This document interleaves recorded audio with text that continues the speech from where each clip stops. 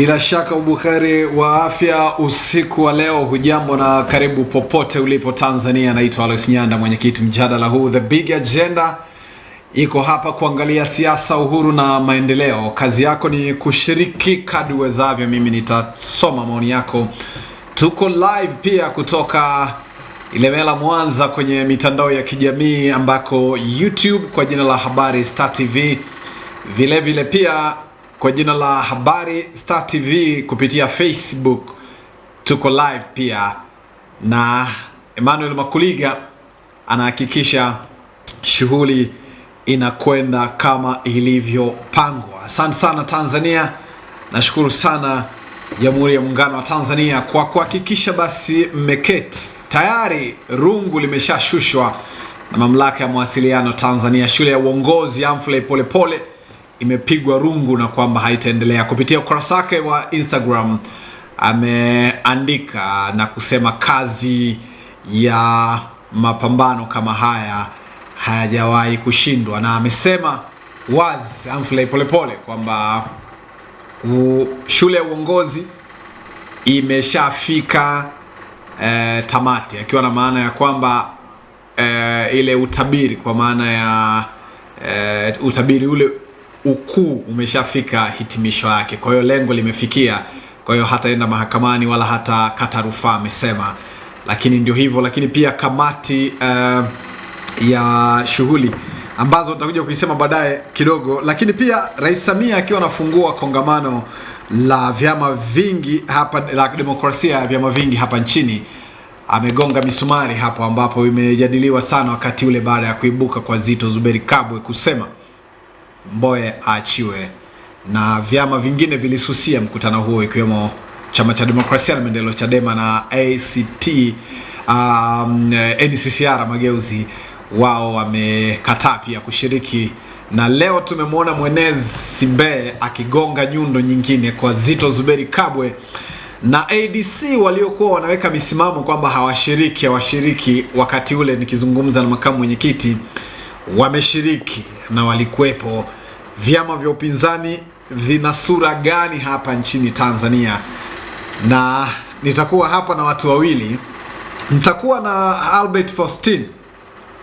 Huyu ni mtu ambaye nimekuwa nikimleta hapa pale ambapo ninahisi yako mambo yanatakiwa kutumia maarifa tupu, kwa maana yake akili inapaswa kufunguka sana. Ndio huwa namkaribisha na kumleta hapa tuzungumze. Mwanafalsafa kabisa, sio mwanafalsafa wa kupewa. Mwanafalsafa aliingia darasani, amekaa ndani na nje ya nchi, anaijua siasa la bara la Afrika, anaijua vyema siasa ya Tanzania. Ndio maana nimekuja naye usiku wa leo kuzungumza naye.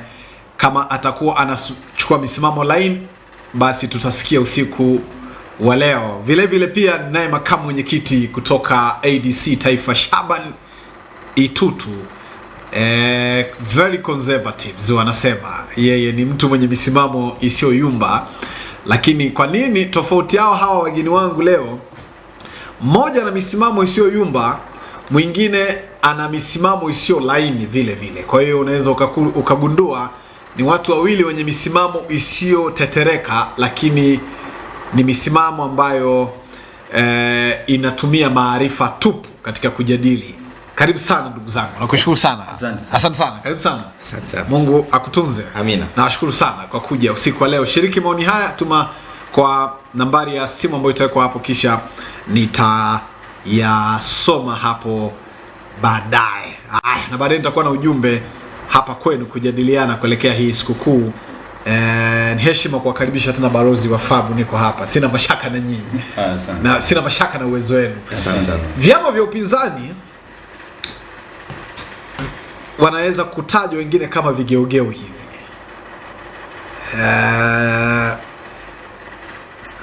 Tunataka kukutana na rais, hatutaki kukutana na rais, tunataka sisi wenyewe. Hatuendi mpaka viongozi wetu waachiwe wa kisiasa waliokamatwa.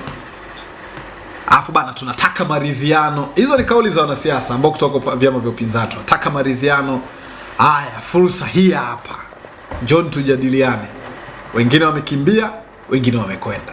Wengine wamekimbia kwa misimamo fulani na nyinyi mmekwenda. Wewe chama chako kimekwenda. Mara kwanza nilikuuliza hapa ukasema hawezi kukutana hata na msajili. Yaani hamwezi hata kukutana hivi kwa sababu wala hamwezi kukutana na IGP.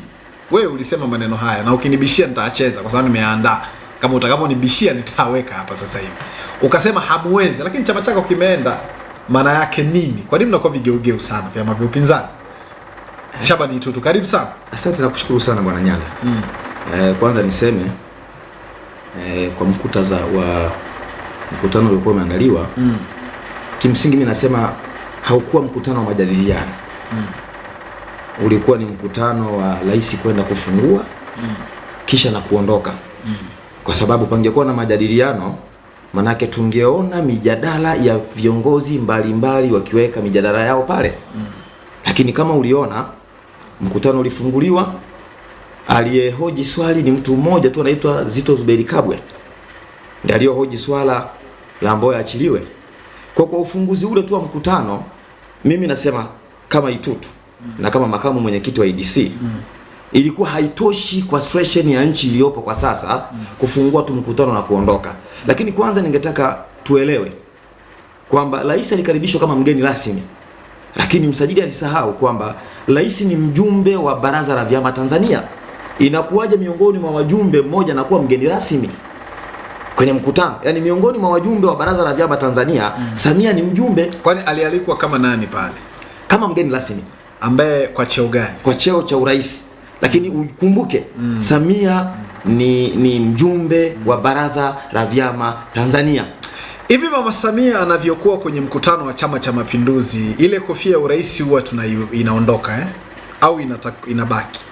Nafikiri mara nyingi unaona pale kavaa nguo ya chama na anakuambia ni mwenyekiti wa Chama cha Mapinduzi, pale anahudumu chama. Kwa urais huwa unakoma. Kuna kati urais unakoma. Urais hauwezi kukoma, lakini kwa mamlaka ya mwenyekiti wa Chama cha Mapinduzi wakati huo anakuwa anahudumu mwenyekiti. Okay. Kwa wakati huo anahudumu mwenyekiti. Okay. Kwa hiyo jana ameitwa kama mwenyekiti, ameitwa kama rais, ameitwa kama mjumbe. Kwanza niseme ameitwa kama rais kwa ajili ya kwenda kufungua kongamano. Okay. Nipe tatizo la kiufundi la angeitwa kama mjumbe na sio mgeni rasmi. Urais wake ulikuwa unakaa mfukoni? Angeitwa kama mjumbe, urais wake Bwana Nyanda ni mjumbe wa baraza. Kwanza ujue nimekueleza. Sawa, na nakubaliana na wewe. Wa Baraza la Vyama Tanzania. Nakubaliana na wewe. Mheshimiwa Samia, kwa sababu yeye ni mwenyekiti wa Chama cha Mapinduzi. Nakubaliana na wewe makamu mwenyekiti. Kwa sababu angeenda kama mjumbe, urais wake tungeuweka mfukoni. Akienda kama mjumbe, maana yake nafikiri mijadala inaweza ikawa kama mjumbe na wajumbe wenzake. Akienda kama rais, kuna maswali mengine kama uliona hata muuliza swali anasema ana muda mrefu sio hajaongea na rais karibu na nini, anaona lile swali linaweza likamkwaza au lisimkwaze. Ngoja nikomee hapo. Kwanza ukiwa na tafakari. Mwanafalsafa karibu sana. Asante sana bwana. Tunachokibishania ama ninachokiuliza unaweza ukawa na sense nini ambacho nakikusudia. Pengine majibu ya makamu mwenyekiti na ninachouliza. Kwanza tupo kwenye mjadala kabla tujaingia kwenye kongamano. Kuna wakati urais tunauvua. Kuna wakati Mama Samia anavyokuwa kwenye, kama leo alikuwa anaongoza kamati kuu, si ndio? Urais tunauvua. Ni mazingira gani urais wa Mama Samia tunauondoa na mazingira gani unabaki? Kabla hatujaingia kwenye mjadala wetu wa msingi, ili kusudi tunapojadili hapa tu tunamjadili kama mjumbe, kama rais, kama mgeni rasmi. Karibu sana. Urais wa Mama Samia utakoma siku ile anaapishwa rais mwingine. Yaani kwa vyovyote vile, hata kama yuko nyumbani, ambavyo tulishuhudia kwa mfano wakati ule wa uhamasishaji wa zoezi la chanjo, alisema yeye ni mama, yeye ni bibi, yeye pia ni amiri jeshi mkuu na vyeo vyote hivi, pamoja na kwamba alisema vitu vingine, lakini urais wake utakoma pale atakapoapishwa rais mwingine. Kwa hiyo hata kama utamkuta msikitini, hata kama utamkuta kanisani, anaendelea kuwa rais wa Jamhuri ya Muungano. Hata kama ungekutana naye amevaa nguo ya Chama cha Mapinduzi, au hata kama siku nyingine atasema na mimi leo ninaungana labda na chama kama cha makamu mwenyekiti hapa, akavaa sare zao, urais wake hauwezi ukakoma. Sasa kwa urais hauwezi ukakoma. Kwa hiyo huo sio mjadala wa msingi, sio mjadala wa msingi, na swali la msingi nadhani ilikuwa sio kuangalia kwamba ni urais wake. Swala ni kwamba kwa nini wanashiriki kwenye formula, kwa sababu hata moja kati ya kitu ambacho kimenishangaza kidogo kutoka makamu mwenyekiti hapa ni kwamba swala ilikuwa ni kwa nini wameenda kushiriki kitu ambacho kwa sababu kama umeandikwa kwenye mkutano, na bahati nzuri yeye mwenyewe makamu mwenyekiti hapa amesema kwamba ule mkutano haukuwa ni wa kimjadala.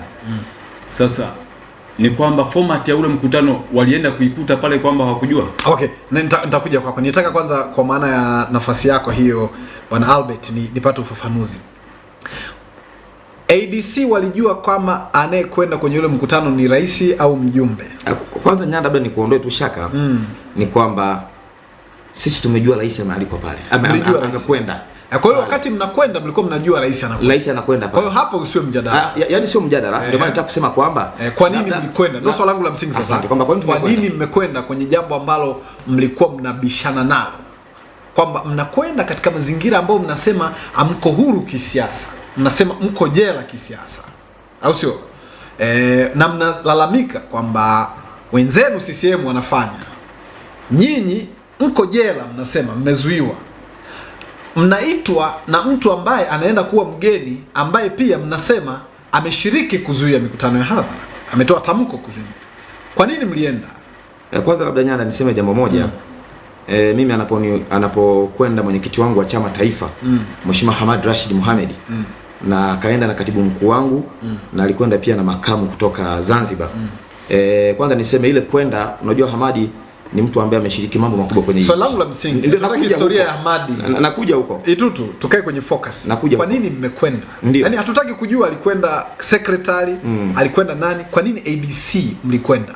Ndio nilikuwa nakuja kwa kwamba kwa mfumo tu wa nchi ulivyo, kwamba huwezi kupigana vita nje bila kumjua unayekwenda kupigana naye yuko vipi.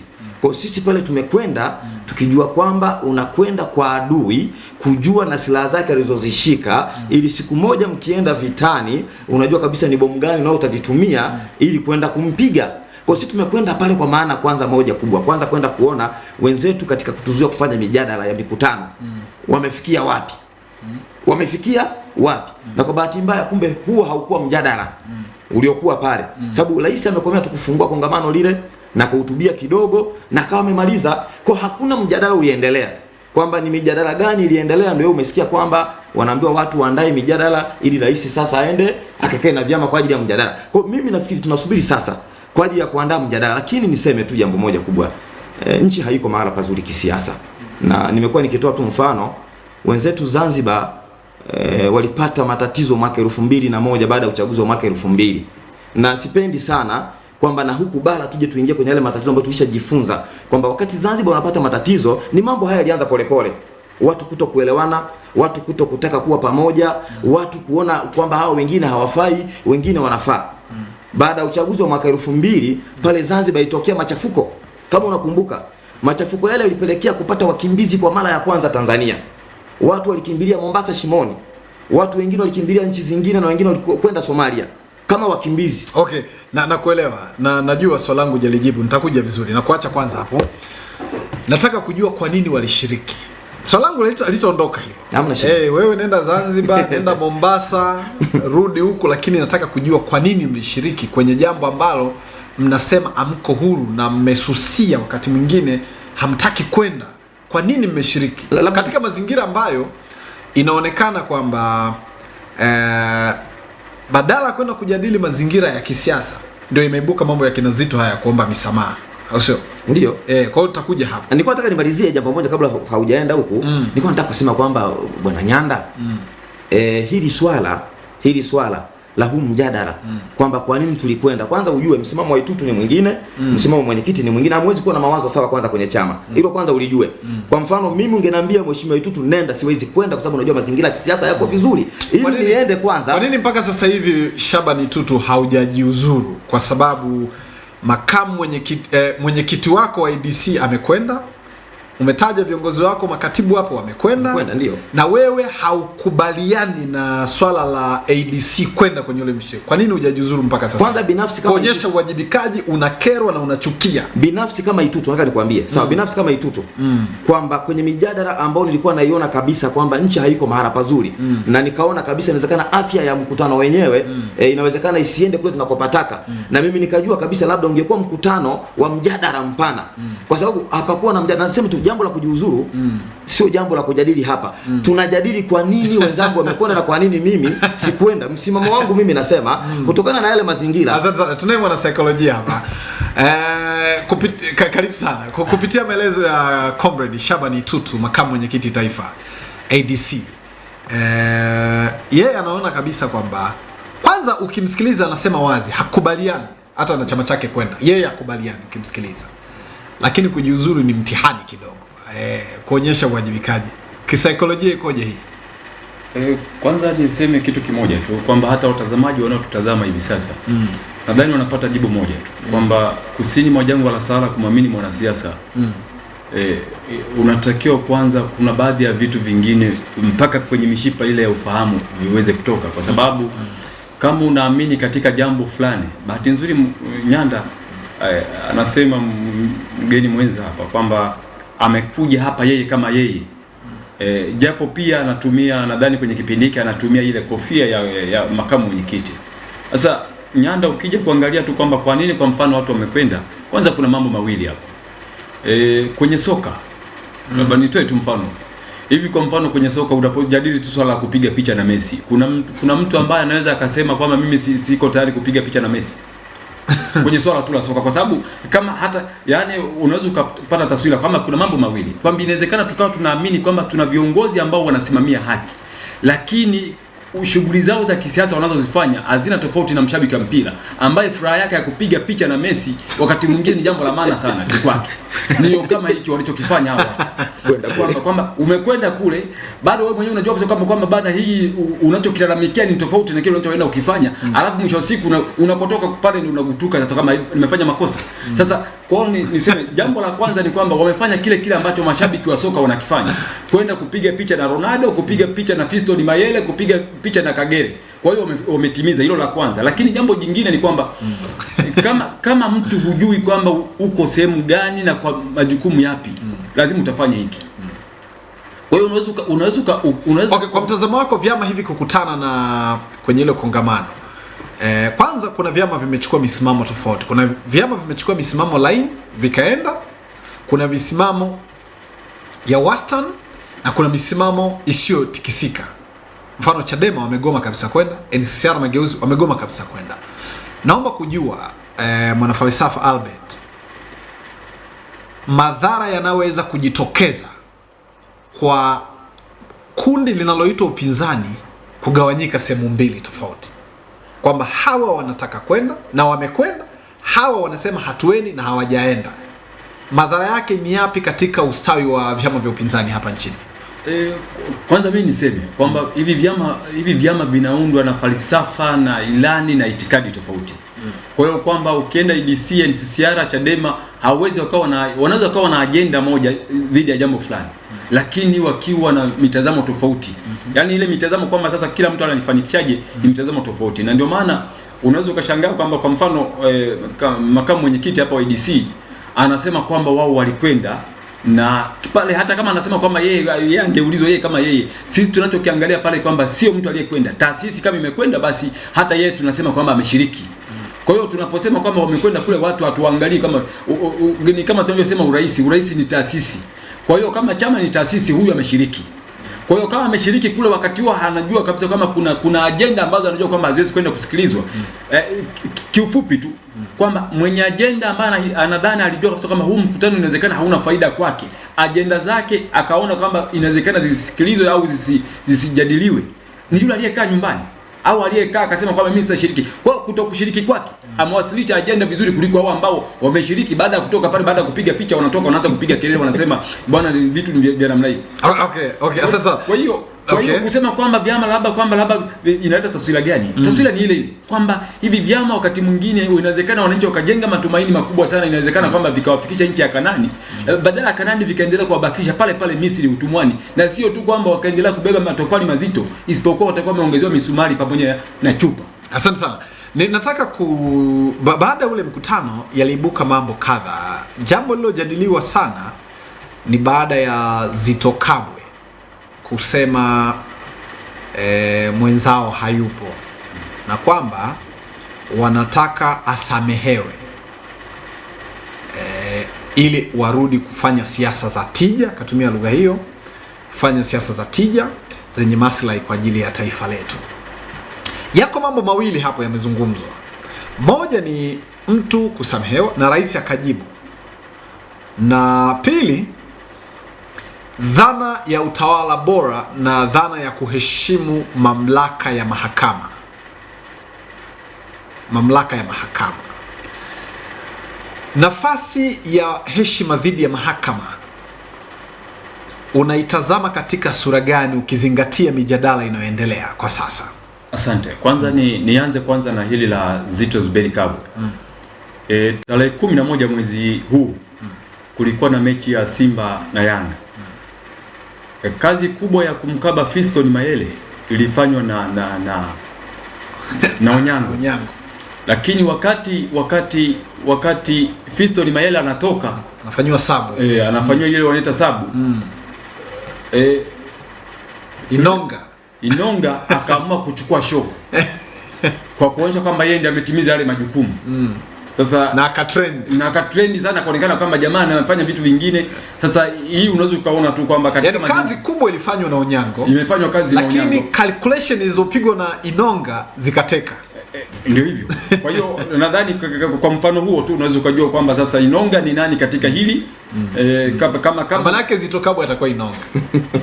Sasa umesema wewe, sasa nakupa mfano huo kwa maana yake kwamba kwa mfano huo means kwamba dakika za mwisho Inonga si ndo alishaini na Zitto Kabwe si ameshaini. Ndio tunachokuja sasa, nakuja kwenye baada ya wewe kunisaidia kujibu kwamba Inonga ni nani katika hili, nakuja sasa kujibu kwamba unaposema mtu asamehewe na wakati huo uko katika jukwaa ambalo mnadai haki na haki inakuja kwa kuheshimu utawala wa sheria, unaanzia wapi? Kama Mbowe ni kesi anayotuhumiwa naye, unaendaje kwenda kumwombea mtu msamaha wakati huo trial yani yale mashtaka inaendelea? Wakati huo kwenye jukwaa ambalo unaamini kwamba hapo ndio sehemu pekee ambapo watu lazima tuheshimu utawala wa sheria. Lakini katika kuchokonoa tu huko mnajikuta sasa wote mnakimbia mnaenda kuanza kuielekeza. Nataka nikwambie, kazi ya mahakama sio kwenda kutafuta uhalifu. Yaani mahakama haijaenda kumtafuta Freeman Mbowe kwamba njoo hapa tuanze hukumu. La sivyo, kama angekuwa ameenda kutafuta na mahakama ingekuwa imeshatoa na hukumu. Serikali ambayo ina kazi ya kuhakikisha kwamba sheria zinaheshimiwa, zinalindwa na zinasimamiwa, ndio ambayo imepeleka hiyo tu, ikampeleka mahakamani Mbowe, inasema sasa bwana huyu tunahisi anaibi hapa. Kwa hiyo kinachofanyika pale mahakamani ni kupima ushahidi kwamba je, huyu mtu yuko hivi au yuko hivi. Sasa unapokwenda kuingilia na kuanza kusema mtu asamehewe, umepeleka wewe mwenyewe unasema kwamba huyu mtu anakashfa hivi. Kwa sababu tujue, unaposema kwamba serikali imempeleka mtu mahakamani, kesi iliyoko pale ina maana ni jamhuri dhidi ya Freeman Mbowe.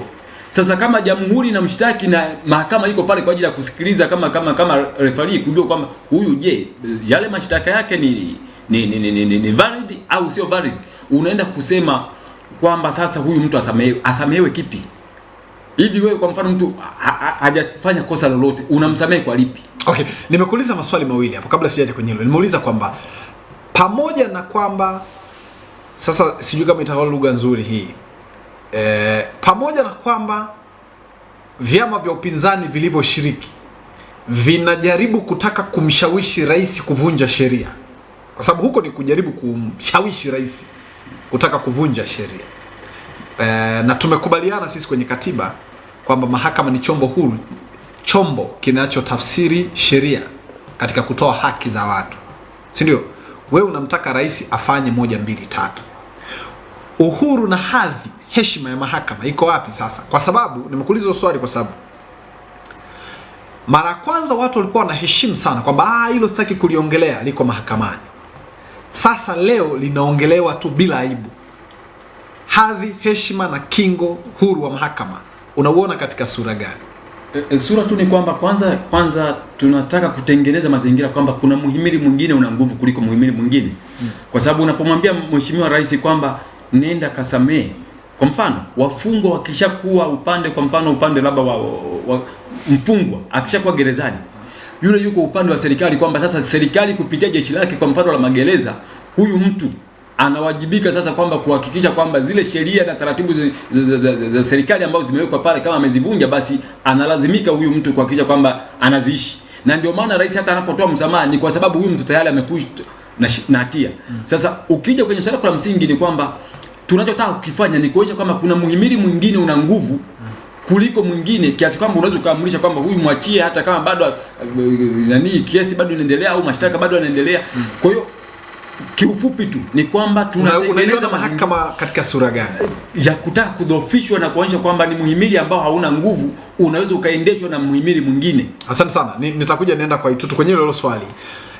Wakati fulani Speaker Job Ndugai Albert alisikika anasema, sisi hatuna polisi, sisi hatuna pingu, lakini tuna uwezo wa kumleta mtu yoyote hapa kwa pingu. Akatuma salamu kwa CAG na CAG alikwenda. Kamati kaamua Makonda, baada ya kusikia na ongea jambo kuhusu bunge, akaitwa. Pasco Mayala aliwahi kusema bunge hili ni kibogoyo, akaitwa. Gwajima akasikika huko anasema kitu, ikaitwa. Speaker Job Ndugai anaona kama anao wivu mkubwa sana katika kuhakikisha hadhi ya bunge linalindwa, hata kama kuna maeneo bunge linakanyaga vitu vichache, lakini linapokuja swala la heshima na hadhi ya bunge, Speaker ana muhali Wazanzibari wanasema ana muhali ana muhali kwenye hilo. Mahakama, sisikii mahakama ikijaribu, au sio, labda kwa sababu haijaundwa kimfumo wa kisiasa.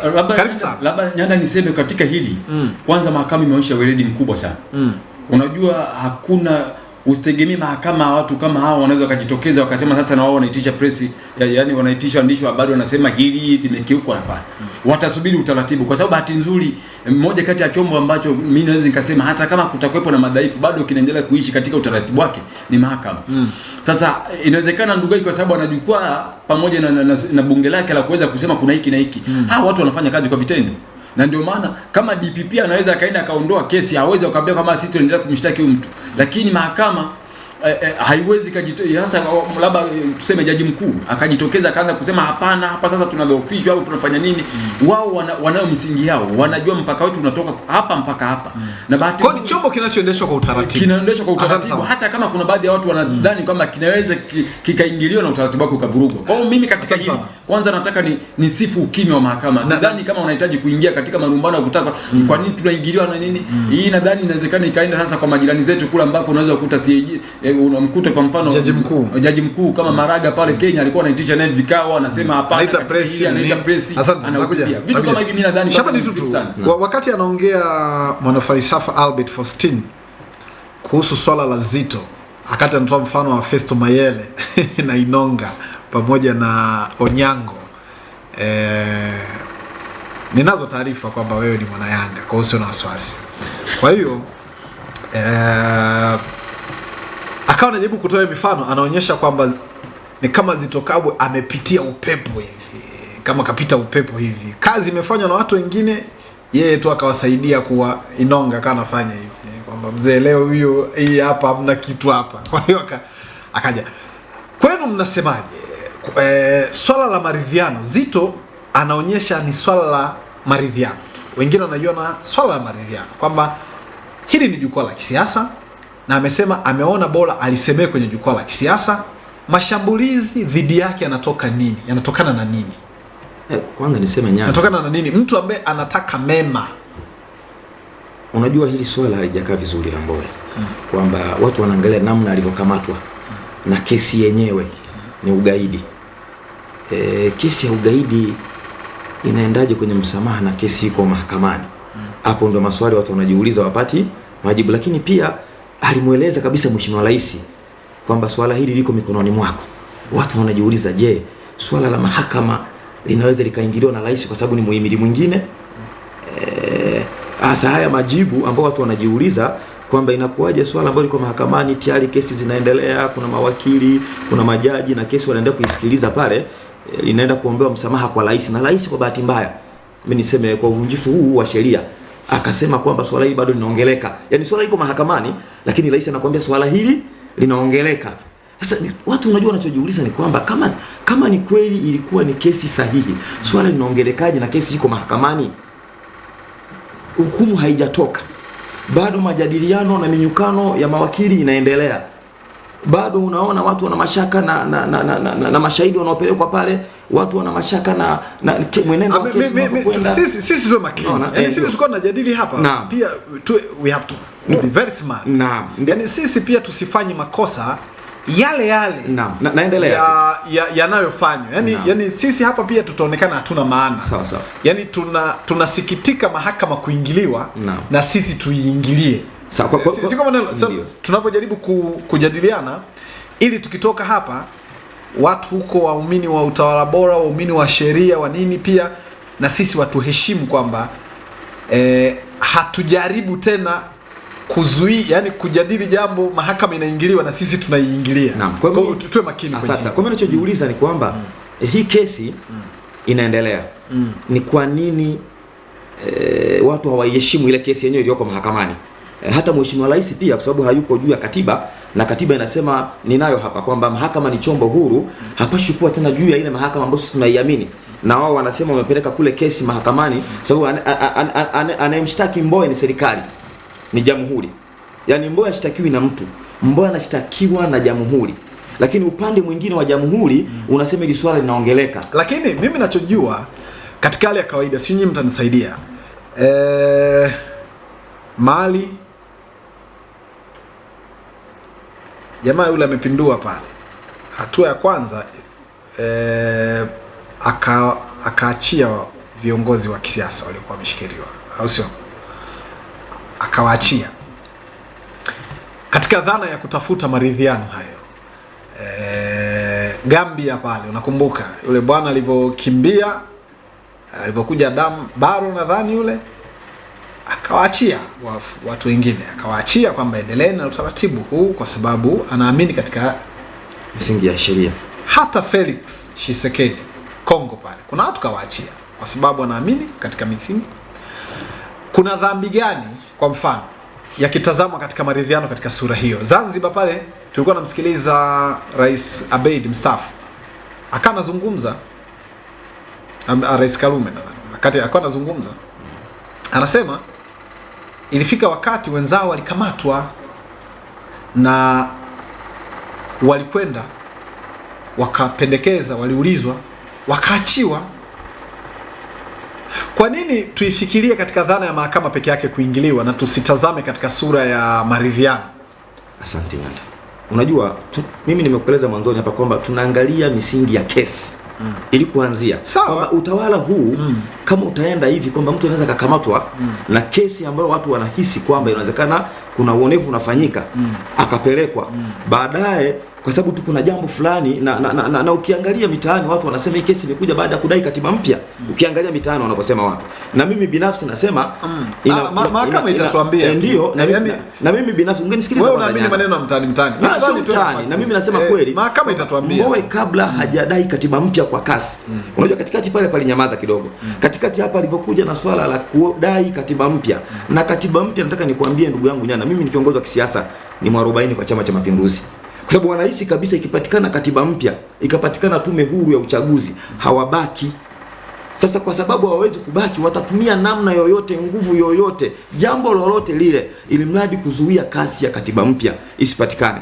Kwa sasa haya yanayoendelea haya, na ndio tuna mashaka nayo kwamba tukiacha kaendelea hivi, kesho nitakamatwa mimi. Okay, asante sana. Nitapewa kesi. Asante sana. Sina nielewa vizuri eh? Asante sana. Ungenisikiliza kwanza, nitapewa kesi. Nikipewa kesi yatakuja haya wanataka maliziano. Ni kwa nini tusiwe na utaratibu mzuri kwamba kama ni nchi ya kidemokrasia ambayo inaheshimu misingi ya sheria, inaheshimu katiba tulionayo, ni kwa nini tunawavizia watu, tunawapa kesi, alafu tutafute majadiliano ya kutaka kuwaachia bila utaratibu, wakati tumewapeleka bila utaratibu? Hili jambo linaumiza Nyanda kwa sisi wanasiasa. Na nakushukuru sana. Linaumiza sana. Asante sana. Ameongea swala katiba. Hii katiba tulionayo hii ya jamhuri hii katiba hii, Albert, hii kiisoma mwanzo mwisho hii katiba na ukapata usaidizi wa wataalamu wa hii katiba wanaweza kuitafsiri vizuri, hakuna eneo hii katiba imetamka mtu aonewe. Sawa? Hakuna sehemu yote imesema mkuu wa wilaya atapaswa kumkamata mtu na kumweka mahabusu kisha kwa utashi wake, yani utashi wake. Hii haisemi, au sio? Hii katiba haina eneo lolote inasema kwamba mkuu wa mkoa atakuja hapa atakavyojisikia atakuweka tu ndani alafu kesho atakuachia. Lakini watu wamekamatwa kwa katiba hii, au sio? Yani watu wamekamatwa. Kinachomata, kwani katiba inaruhusu watu wakamatwe? Hairuhusu, lakini watu wamekamatwa. Yeah. Kinachomata ni katiba au utashi wa kiongozi. Karibu sana. Kinachomata ni kuandika katiba nzuri sana au utashi, kwa sababu hii si inasema mbovu, lakini hii haijaruhusu mtu kukamatwa na kuonewa, lakini kuna watu wamekamatwa, au sio? Hii si inasemekana mbovu, lakini hii mbovu hairuhusu mtu kuonewa, lakini kuna watu wameonewa. Kinachomata ni katiba au ni utashi wa kiuongozi. Karibu sana. Asante. Mimi kwanza kwa kurejea kwenye mfano huu, yani tunaweza tukatumia mfano ambao sio sahihi katika kitu ambacho sicho, kwa sababu kwa mfano sidhani, kwa mfano tunaweza tukawa na katiba ambayo inaweza ikaji ikaelekeza kwamba sasa hizi kesi za ugaidi zielekee sehemu fulani na kesi zilizokuwa za ugaidi zielekee sehemu fulani. Yani kuna vitu ambavyo wakati mwingine lazima tujue kwamba pamoja na katiba nzuri na nini, lazima tupate utashi wa watu ambao sasa mwisho wa siku na ile political will, yani yeye mwenyewe utashi wake ukoje. Lakini nirudi kule kwamba katika utawala wa sheria, moja kati ya kigezo kikubwa kabisa ni kuheshimu ile misingi na mipaka. Kwamba hata kama tungekuwa na katiba tofauti na hii, kama mtu anaweza akafake kama ni kesi akasema kwamba hii ni kesi ya kutengenezwa, siku hizi hapa katikati kulikuwa na lugha moja kwamba kesi ya mchongo, inaweza ikawepo tu kesi ya namna hata kama na katiba namna gani. Lakini mwisho wa siku lazima tujiulize, kesi kama imepelekwa mahakamani, namna pekee ya kusema kwamba huyu mtu ana hatia au hana hatia ni kuiachia mahakama ifanye kazi yake. Mimi katika hili siwezi kukimbia sana kwenye masuala la katiba. Yaani tukibaki katika mfano ambao tunauzungumza hapa, ni kwamba tuiachie mahakama ifanye majukumu yake. Mwisho wa siku hata kama tutakuja na yaani hoja Itutu anakuambia katiba ni mwarobaini. Ndio swali langu nikalijenga. Katiba hii kuna maeneo inazuia, kwa mfano hii katiba si imeruhusu mikutano ya hadhara, kwa mfano si imeruhusu. Ndio. Sikuna katazo sasa. Si ndio? Ndio. Sikuna katazo Ndio. Ndio maana hawafanya, au sio? Katiba si imesema tufanye. Ndio. Afu sasa hivi sina katazo. Ndio. Kinachomata hapa ni katiba nzuri au ni utashi? Will, leadership. Sikiliza. Mimi katika hili ndio maana msingi wa swali langu huko. Mimi kwa mfano Nyanda nataka nikuulize. Je, katiba mpya ni 40 kweli? Nyanda nataka nikuulize. Kwa mfano toka hili katazo limejitokeza sasa hivi, labda na bwana Itutu hapa tusaidie. Ni watu wangapi ambao umesikia kesi zao kwamba amehukumiwa miezi 6 jela kwa sababu alifanya mkutano wa hadhara? Yaani hata ambaye anatutazama hivi sasa tusaidie kutuambia. Kwa bwana, hilo swala bwana Itutu. Anauliza mwanafalsafa wewe kwamba kuna mtu ambaye yuko jela kwa miezi 6 kwa sababu alifanya mkutano wa siasa. Bwana Nyanda nikueleze. Ndio anachauliza. Ni swali ambalo mimi naona kama alikuwa na msingi sana, kwa sababu yani alina msingi sana na ndugu yangu atanisaidia kwamba mtu kavunja sheria anasema msifanye mikutano ya hadhara na katiba haina mahali imezuia kufanya mikutano ya hadhara. Alafu tunauliza swali na mwanafalsafa kwamba ni wapi watu wamefungwa, watu wamepelekwa lock up kwa sababu ya kufanya mikutano. Wako juzi hapa Kigoma wamekamata watu karibia 30 wa Chadema walikuwa watakufanya mkutano, wamewekwa lock up hawajatoka mpaka leo. Nataka nimalizie. Kwa hiyo nachotaka kusema ni kwamba bado wakuu wanavunja katiba na sheria na wafati misingi ya sheria, kwa sababu anazuia kufanya mikutano, yeye anafanya na ni mwenyekiti wa Chama cha Mapinduzi. Anawazuia wenzake, wanasiasa wenzake kufanya mikutano, yeye anafanya. Nataka tu nimwambie hao wanaovunja sheria, nataka niwaambie sisi wanasiasa wa opposition party ni wastaarabu sana. Kama ni nchi zingine unamzuia mtu kufanya kitu cha kikatiba, wewe unakifanya. Yaani wakati sisi wanatuzuia, wengine wanazunguka wanafanya mikutano yao. Unaona baraza la vijana wako wanazunguka mitaani wanafanya mikutano yao, wanafanya jogging, wengine wanakamatwa, wanapelekwa jela. Okay, asante sana. Amekujibu tayari kwamba wapo ambao wamewekwa lock up kwa sababu ya kufanya mikutano. Kwa hiyo amekujibu. Sikiliza Nyanda. Ndio maana sasa wakati mwingine ni bora sana mtu akaelewa swali. Kwamba ukipelekwa lock up ni yule ambaye inawezekana akawa amesema kwamba usifanye mkutano hadhara. Anayeweza akasema kwamba wewe umevunja sheria ni mahakama. Ndio bana sikusema watu ni wangapi wako mahabusu. Nimesema ni wangapi waliofungwa, kwamba ambao mahakama ilisema kwamba kwa nini ulifanya mkutano wa hadhara, mkutano wa kisiasa ambao umezuiwa. Ndio hicho ninachokiangalia hapa. Sasa hiki tunarudi kule ambako nilikuwa nasema kwamba kama sheria zetu yani zinasema kwamba bwana mpaka wa hili uko hapa. Katiba inasema hivyo. Mwisho wa siku labda atuambie hao watu 10 na kitu ambao wamekamatwa kutoka Kigoma, mahakama imewakuta na hatia. Wakati mwingine labda tuseme kitu kimoja, kwa sababu viongozi wetu wasema vyama vya siasa, hasa hata japo anasema kama si vyama vya upinzani, ukijitazama kwamba wewe ni mnyonge ambaye mwisho wa siku unahitaji kuletewa yani haki yako uletewe mezani, ndicho hicho ambacho tunakipata, kwamba unakwenda mwisho wa siku unataka mtu akuletee sasa bwana haki yako hii hapa. Sasa kama katiba inasema kwamba ufanye mikutano ya hadhara na kuna hilo zuio ambalo wewe unasema kwamba ni zuio. Sasa hilo zuio kwenda kulitafasiri na kusema kwamba huyu mtu amekiuka sheria na taratibu za nchi ni mahakama. Ndio hapo sasa sisemi kwamba watu wangapi wako mahabusu. Okay, asante. Hata kama ni saa za usiku ukikamata utapelekwa mahabusu, lakini tujiulize ni wangapi ambao wamefungwa kwa sababu wamefanya mikutano ya hadhara. Okay, Shabani Tutu. Naam. Inawezekana mkawa mnaongea lugha mbili tofauti. Huyu ni mwanafalsafa, wewe ni mwanasiasa. Typical mwanasiasa. Ndio ulipigwa virungu sana. Kipindi kile 2001 hiyo. Ndugu yangu. Mnadai katiba. Sio katiba, ile ilikuwa machafuko ile ya Zanzibar. Ndio aliyotuletea mwafaka. Unajua Zanzibar wanaheshimiana kwa sababu kuna mahala walifika. Zanzibar wanaheshimiana kwa sababu kuna mahala walifika. Ndio unaona Mwinyi. Nisikilize kwa, ndio unaona Mwinyi. Yaani huku hayupo kabisa. Leo nimemsikia Mwinyi anaheshimu kabisa. Nimemsikia leo Rais Mwinyi anasema pale Zanzibar wasifanye watu siasa za chuki. Ndio nikakuja huko. Ni kwa sababu gani? Mwaka 2001 iliwapa fundisho. Ndio maana nilipoanza mwanzoni hapa Nyanda nikasema kwamba sisi bara kwa nini tujajifunza upande wa Zanzibar? Na bahati nzuri kabisa rais wa Jamhuri ya Muungano wa sasa anatokea kule ilikotokea machafuko. Anatokea kule mara ya kwanza ilikopatikana wakimbizi kwenye nchi. Anatokea kule ambako ulipatikana muafaka. Kwa nini tusifanye muafaka kabla ya kutokea hayo? Okay, asante sana. Pengine Shabani Tutu, inawezekana kukawa na mitazamo na hapa tunagonganisha fikra. Kugonganisha fikra kuna faida yake. Ndio maana tunagonganisha fikra hapa. Maoni ya watu yako mengi. Muda wangu sio rafiki sana, nitasoma machache sana. Lakini pamoja na haya yote, mlango umefunguliwa. Mara kwanza msajili alitaka mkutane, mkapanji. Awakutanishe na IGP, mkapanji. Mnaambiwa basi tukae tujadiliane, mnapanji. Okay, kikifanyika nini ndio mtakuwa tayari? Labda ile mara ya kwanza unaosema bwana Nyanda ya kukutana na IGP, mtu anayekukamata. Yaani ukakutana naye mtu ambaye kesho anakuja na kukamata, anakupa kesi kwamba ulifanya mkutano na katiba inasema nifanye mkutano. Hilo hatukubali. Alafu ndio maana siku nikakwambia hivi kipindi kilichopita, IGP kama anaona ni vizuri sana naye anzisha chama chake.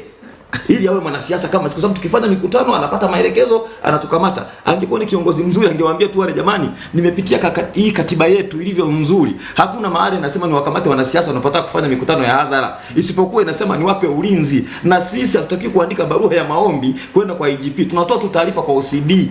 Aja tusimamia, asipokuja ni yeye. Sheria kuna mahali imesema asipokuja tusifanye. Yaani wao kwenye vyama vya upinzani wanapata intelligence zinasema kwamba kuna vurugu itatokea. Kwenye Chama cha Mapinduzi hakuna intelligence hata siku moja imezuia kwamba kuna machafuko yatatokea. Okay. Haya kwa nini tunakwenda huko? Okay, nimesikiliza interview ya akiwa hapa Star TV tuongea asubuhi jana. Of course ilikuwa jana ya Benson Kigaila. Anasema naibu katibu mkuu chama cha demokrasia na maendeleo Chadema. Anasema hivi wakati anafanya interview na Bernard James hapa pamoja na Renatus pamoja na Mansuri. Akanasema hivi Benson, sababu ambazo huwa wanazisikia kwenye mikutano ya hadhara ni masuala ya intelijensia, kwamba wanahisi kutatokea uhalifu. Akasema logic inakataa. Anayetaka kuleta vurugu, intelijensia inaonyesha kutatokea fujo. Anayetakiwa kushughulikiwa ni anayetakiwa kukamatwa ni yule anayetaka kufanya au yule anayefanya ndio azuiwe. Kwa hiyo jibu kuonyesha kwamba intelijensia ilipaswa ifanye kazi ya kumkamata mhalifu na sio kazi ya kuzuia lifanyike, sababu wenyewe waendelee tu, ila kwa sababu wameshagundua kuna mhalifu, kwa hiyo yule ndo amdhibiti. Ndio hili nimelisema hapa. Ndo nilikuwa namsikiza, nadhani na huyu anasema the same stuff. Karibu sana. Karibu sana. Nanukuu hayo, mimi nanukuu hayo. Nyanda, nataka nikukumbushe tu mwaka 2017 nadhani. Tulifanya kipindi hapa na alikuwa na RPC na Dar es Salaam alikuwa IGP Simon Siro. Nilisema kwamba kazi ya msingi kabisa ya jeshi la polisi ni kuzuia uhalifu, sio kukamata wahalifu. Kwa hiyo hata hizo intelligence zilizokuwa zinasemwa wakati mwingine si kwa ajili ya kama umejua kwamba kuna sababu za kiintelijensia kama unaweza kwenda kumkamata mtu ambaye anaenda kuleta vurugu, mkamate huko kwa ili watu waweze kuonyesha mambo yao. Kwa sababu kuu ya msingi inaweza kurejea tu kwamba inawezekana wakati mwingine labda kwa sababu ya ukubwa na majukumu mengi ya jeshi la polisi wanasahau kazi yao kuu ya msingi. Kazi yao kubwa ya msingi ni kuzuia uhalifu. Kama mtu anataka kwenda kuua, unataka kumzuia kabla hajaua, kwa sababu ukishamkamata ameshaua, huwezi kurudisha uhai wa huyu mtu. Kwa Nyanda, mimi nadhani kwenye hilo wala alihitaji kwamba mpaka nalo tulitolee ufafanuzi. Lakini nitaka nirudi tu kwenye swali la msingi ambalo labda nimsaidie hapa. Umesema kwamba sasa vyama vya siasa vinakwenda hivi. Kama tu juzi hapa wengine wameenda kwenye mkutano, wengine hawajaenda. Lakini wakati huo kuna wengine wamekwenda kwenye mkutano, wengine waliobaki huku nyuma wanasema kwamba mimi ningealikwa nisingeenda ndani ya chama kimoja. Unategemea huo umoja unakuja kupatikana unatoka wapi? Na wakati huo unasema yani unadai haki kwa mtu mmoja, lakini wakati huo mkiwa mnapiga melodies tofauti. Mwingine anaenda kwenye mkutano anafurahia kwenda kuhutubia na kwenda kusema sasa bwana mimi hapa nimeomba haki ya mtu fulani, unatoa na mifano mimi niwahi kumsaidia mtu mwingine kutoka sijui aliachiwa, mtindo wa namna hiyo. Na nikwambie tu kitu kimoja, kuparanganyika huko ambako wakati mwingine kuna hapa faida, wengine wanaenda kupiga picha na wengine kuhudhuria mikutano na wengine kutoka, hakuwezi ukaidhoofisha Chama cha Mapinduzi. Kuna wasaidia kwa sababu mwisho wa siku katika mazingira namna hiyo, kama mwingine anacheza mdundo wa reggae, mwingine anacheza dance, mwingine anacheza sijui nini hizi ngoma za ukae hizi, nikwambie Nyanda, ni faida kwa Chama cha Mapinduzi. Ni swala la vyama vya siasa, hata vyama vya upinzani kujitafakari kwamba wanakwendaje katika meza za mazungumzo wakiwa na ajenda moja. Yaani ajenda kwanza kwamba ajenda ya kitaifa. Sasa hivi Nyanda, nikwambie, yaani hili ndio taifa pekee ambalo ukiangalia sasa kwa Afrika Mashariki hapa, yaani inawezekana tukawa hatuna ajenda kuu ya kitaifa. Hata ule mkutano wangeruhusiwa kila mtu akaongea mambo yake. Mwingine angefika pale akaongea jambo lake. Yaani karibia vyama vyote hata kama wangepewa kama hasa fulani ongea, kila mtu angekuja na ajenda yake. Hebu niambie, mbele kama unajua kwamba ajenda kubwa unajua unahitaji labda uhuru huu ambao wakati mwingine unaonekana kama umeminywa, unajua kwenda kwanza kuomba, yani hoja ya msingi ambayo sasa imeliteka taifa ni kujadili mtu asamehewe. Yani huo ndio mjadala wa msingi wa taifa hili. Kwa Nyanda, wakati mwingine unaweza kusema kwamba katika madhaifu kama haya ya viongozi ambao wakati mwingine kinachofanyika ni namna gani mtu anaweza kujipenyeza kukaa high table. Yani ndio kinachofanyika hapa, na ndio sasa nataka niongeze juu ya hilo Nyanda. Naongeza juu ya hilo.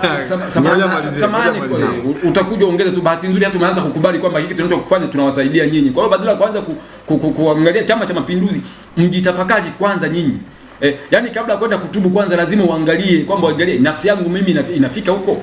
Kwa sababu Nyanda, tunavyo vyama vingi sana vya upinzani. Nakumbuka kuna mzee wangu mmoja aliwahi kusema, kuna kipindi fulani nakumbuka kama sio mwaka 2006 aliwahi kutoa nukuu moja. Akasema inawezekana tukawa na vyama vingi vya siasa, lakini vyama vya siasa hapa nchini inawezekana tukawa viwili au vitatu au vinne, vingine vikawa ni vyama vya walalamikaji. Sasa vyama vya walalamikaji tafasiri yake ni ipi? Ni kama mwisho wa siku unatengeneza ajenda ambazo mwisho wa siku zitakupa platform ya kwenda kulalamika, uonekane umeongea. Baada ya hapo hauna ajenda za msingi ambazo zinalibeba na kuliunganisha taifa. Watu wanaweza kawa na ajenda hata kama kila chama cha siasa kinaanzishwa kwa malengo ya kwamba kinahitaji kwenda kushika dola, lakini lazima ujue Safari ya kwenda kushika dola kwa mfano chama kama cha ndugu yangu hapa haiwezi kaja kwa mkupo tu kama ambavyo inawezekana mtu labda anaweza kuambukizwa kama mafua. Lazima kama kuna process basi wahakikishe kwamba wanatengeneza platform.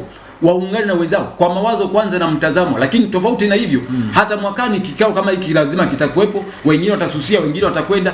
Chama cha Mapinduzi kinaendelea kupiga tu. Nashukuru sana. Ndio. Nilikuwa naongezea kwamba kwa hizi dakika mimi nimejifunza sana toka nimekuwa makamu mwenyekiti na kama mwanasiasa mzoefu. Tumepita kwenye hatua kama hizo za Zanzibar kwa sababu wakati ule yanatokea machafuko Zanzibar yalianza tarehe 25, tarehe 26, tarehe 27 yakatangazwa maandamano nchi nzima. Wakati huo Maalim Seif akiwa tayari yuko Uingereza nafikiri kama sijakosea. Umenielewa? Maandamano yale yaliokuwa ya nchi nzima upande wa bara iliongozwa na Rwakatare. Kwa sababu wengine walikuwa ndani, kuna Ahmad Rashid walikuwa ndani. Kwa hiyo yale maandamano yalifanyika Tanga, yalifanyika Mtwara, yalifanyika Dar es Salaam, yakafanyika na Zanzibar yenyewe. Sasa tokea huo wakati nimejifunza mambo mengi sana. Nataka nikwambie, kuna wakati nilikuwa najiuliza kwa nini Chadema kuna wakati hawataki ushirika na vyama vingine. Nilikuwa najiuliza sana, lakini nimekuja kugundua kwa nini kuna wakati Chadema hawataki ushirika na vyama vingine. Viko vyama ni planted by CCM. Nataka nikwambie leo, na iko siku Nyanda tutafanya kipindi kukichambua chama kimoja baada ya kimoja kwa sababu navijua. Nataka nikwambie iko siku na waache tu waendelee. Iko siku tutakichambua chama kimoja baada ya kingine. Nataka kuambia huyu kiongozi wake ni huyu, anashiriki na CCM kwa mtindo huu, huyu kiongozi wake ni huyu, anashiriki kwa CCM kwa mtindo huu, na huyu kiongozi wake ni huyu, na kwa hilo nataka nimalizie. Na kwa hilo wakae wajitafakari viongozi wa vyama wenzangu. Wajitafakari kwamba tuko kweli kwa ajili ya wananchi au tupo kweli kwa ajili ya imetoka hapa imehamia kichwani au tupo kweli kwa ajili ya kulisaidia taifa hili. Muda umekimbia sana. Nimeona nashukuru sana. Albert nakushukuru sana. Ndio umesha. Nashukuru ndio umesha. Nashukuru sana. Mtawashawishi wakubwa tuende mpaka saa 5 siku moja. Tuongeze. Nashukuru sana. Mimi siamini kama ndio umesha. Jana ni mtamu sana. Sana. Kuna mara nilikuwa nataka kwenda kabisa. Mimi nashukuru. Ninauelisha ni jambo mtambuka hili. Linaendelea. Hata Jumatatu tunaweza tukajikuta tuko hapa. Tunaelekea mwisho wa mwaka hivi. Kule kwenye Facebook, kwenye Instagram yangu ninasema kwamba tunafanya utaratibu kama The Big Agenda pamoja na Alois Nyanda kuhakikisha tunakwenda kuwapatia chochote vijana wale hasa wako katika mazingira magumu, kuwapa nguo, kuwapa chakula, kuwapa chochote, au sio? Kwa maana ya kuungana na wenzetu, kurudishia smile kidogo, tabasamu kidogo kwa sababu ya mazingira magumu. Sasa nimeona watu wameunga mkono sana. Nimeona mstahiki meya wa jiji la Arusha, yeye anasema Maximilian Irank, mstahiki meya wa jiji la Arusha, yeye anaunga mkono hiyo hoja na kwamba atatoa viatu vya Yebo pisi 50. Sio hapa sikaupiga sana, hapa kaupiga sana, sio kuna kule challenge inaendelea namna ambavyo, na mimi pia nishakuahidi na ulishaandika hapo, bado nijaisoma. Nimeona makamu mwenyekiti, ndio nimekueleza pale, na wewe una zawadi yako utaitoa, hasa carton za maji na mtu yote mwingine anaweza kutoa, lakini pia na vitu vingine nitatoa, na vitu vingine. Asante sana mwana falsafa pia. Bila shaka na wewe utaunga mkono kwenda kuwapelekea chochote vijana wa mtaani kuhakikisha na wenyewe wanakuwa sawa. Mimi naitwa Alois Nyanda.